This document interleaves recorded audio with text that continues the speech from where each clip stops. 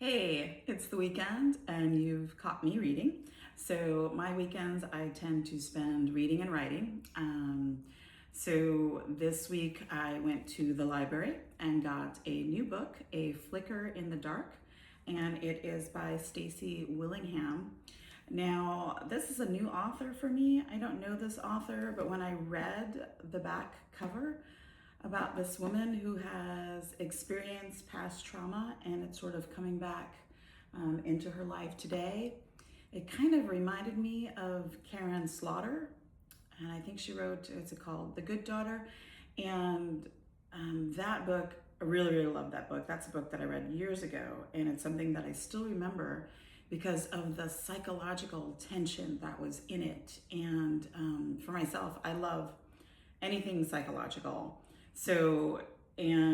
But for me, this is kind of like homework because I tend to read books more for study. I'm looking at psychological aspects. I'm drafting a new historical, which is going to be set, of course, in 16th century Italy, because yes, Renaissance is just my love. But it's going to be a little different, and I needed, even though this is contemporary, I'm looking at the psychological aspects in this novel to sort of inform me a little bit for what I'm writing. And it's funny how novels, what makes them truly, truly brilliant is that you connect with them in some way. So I had a professor once that told us all us writers, that your competition isn't the person next to you. So it wasn't the other writers. She said, your competition is in the library. And my Spalding Peeps will know exactly what I'm talking about. And so, of course, libraries are my haven and where I get my stuff, so to speak.